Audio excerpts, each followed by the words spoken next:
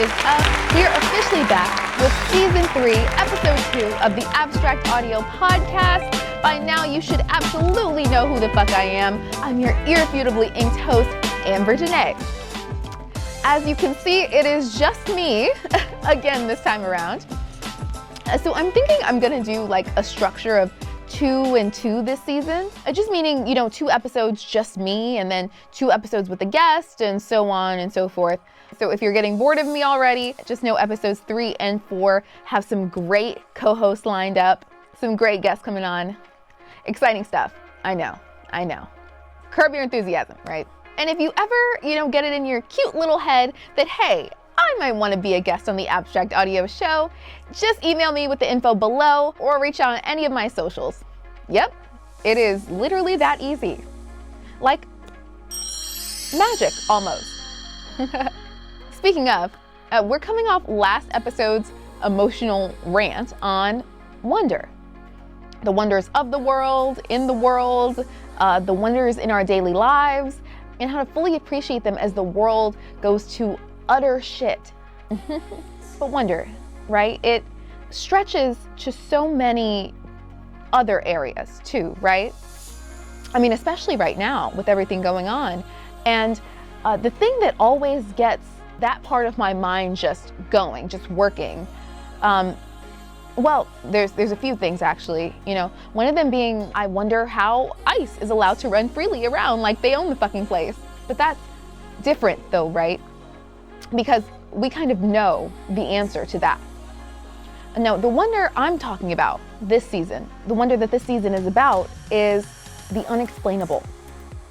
The things and ideas that we can only hope to kind of grasp before our time on this stupid spinning rock is up. Yeah, that's right. You're right. Yeah, that's right. This season is about the things that make us go, No,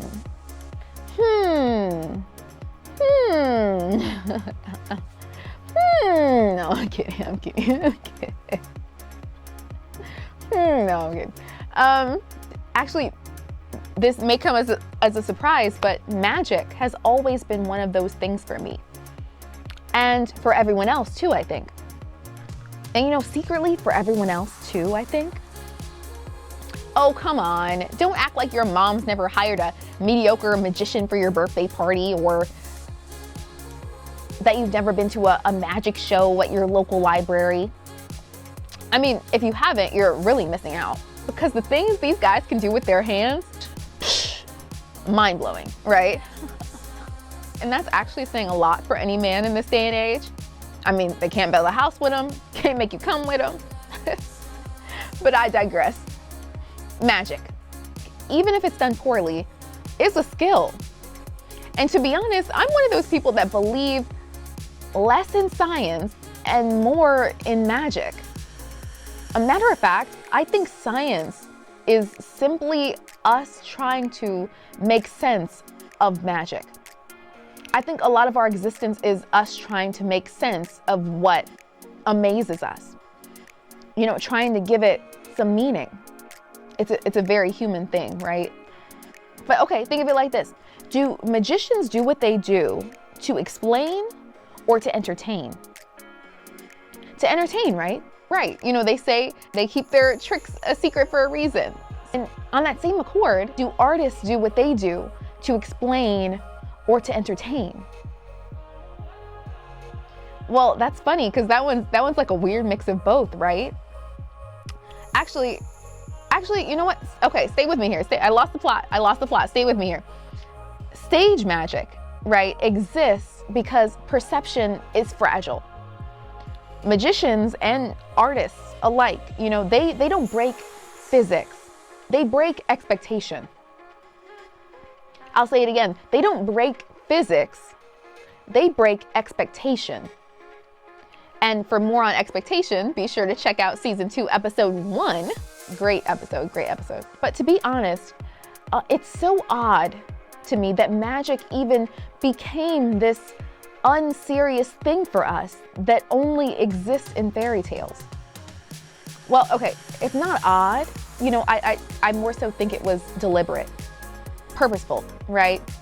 You know how they say that they tell us everything and put it right in our faces disguised as entertainment, you know, with movies and things like that. Well, what were the movies before the movies? What did we have before we even had pictures? We had stories. Fairy tales aren't just entertainment, just as much as any of these shows or movies out here are. They're records of what actually happened, of what really happened. Fairy tales were originally told as truth, not fantasy. Think about it, okay? Before electricity, forests were pitch black. People honestly believed something lived there. And that's what's so interesting, because that's where art and magic kind of overlap, right? And the so-called fairy tales we love the most were crafted by masterfully creative storytellers. It's history in its most artful form.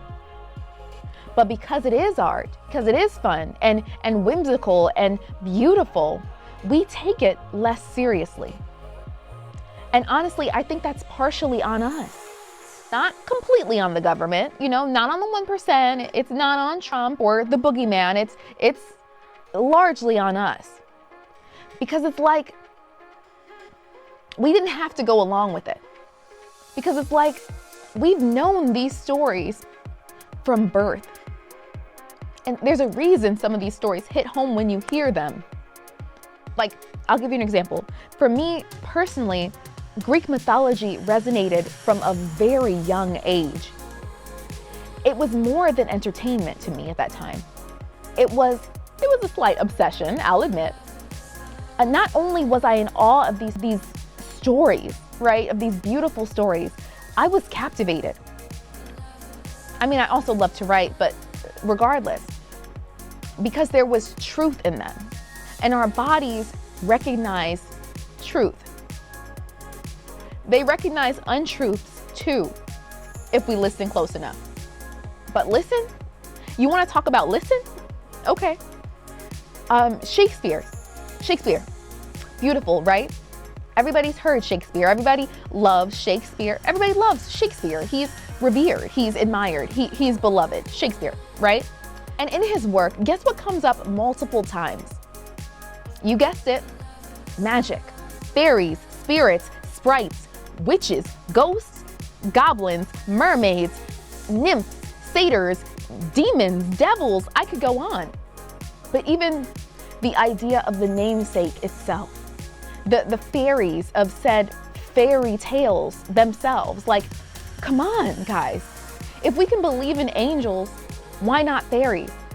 If we can believe in dinosaurs, why not dragons? Hell, we see people like Shaq walking around living their best life, but we can't believe in giants? But we can't believe in giants? That's where we draw the line? You know, people used to leave offerings for fairies. In Ireland, I think, and Scotland, you know, people avoided disturbing fairy mounds out of respect. Not fiction, not fun.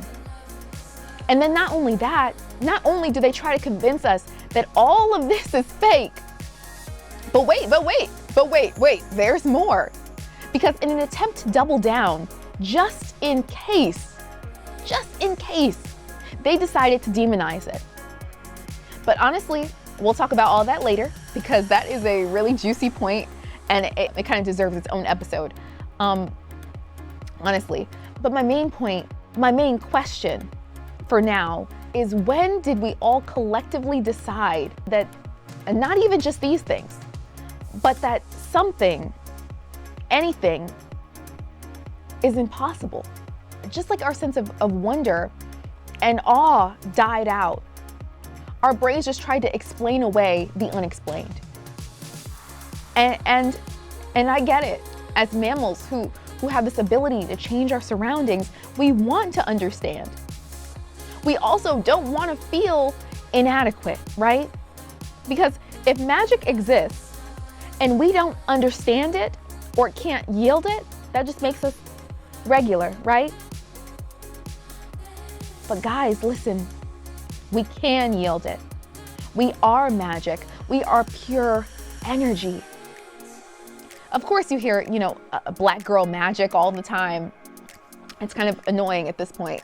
They really overdid it, I think, on the marketing with that. You hear it all the time, but people in general, we are the magic. We are the magic.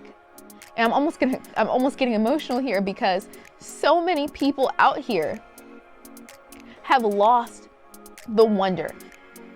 They've lost the magic. They don't know that it's inside them. And they go day to day convincing themselves that they are mediocre, that they are less than. That's how they want us to feel. That's how they want us to feel. But you know what? Children still believe in magic naturally. Imaginary friends, talking to animals, believing objects have feelings. There's a fancy word for that I can't remember right now, but personification? Is it personification? Personification. Hell, Santa Claus, the fat fuck. And yes, I do know the true origin and stories behind Christmas, and it's fucking sick. It's disgusting, but everything fucking is, right? Behind the scenes. But regardless, it doesn't take away from my point here. Disney and modern media continues retelling and perpetuating magical archetypes, fairies, curses, enchanted objects. They all remain central to storytelling, even in modern billion-dollar franchises, right? But those sick fucks over at Disney don't have a monopoly on magic. And the fact that they parade it around, right, laying claim on it while simultaneously being privy and playing part in some of the most disgustingly vile things you can imagine, is part of the reason that we as adults stopped believing in it. Isn't that ironic? It's a paradox. That's what we talk about here, paradoxes. Media appears on the surface to be keeping magic alive, while real-world associations kill belief in it. It's true, somewhere between childhood and adulthood, we become disenchanted. But it doesn't have to be that way. It doesn't. There will always be things they don't want us to know. Always be things that they prefer we forget. But we can actively choose to believe in magic. We can actively choose to hold on to our childlike wonder. We can make a conscious decision right here, right now, to take impossible out of our vocabulary. If not for ourselves, then for our kids. For their kids.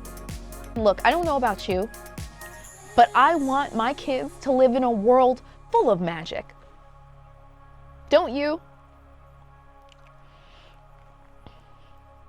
And you don't have to answer right now, but you do absolutely have to tune in bi-weekly by subscribing to our YouTube channel.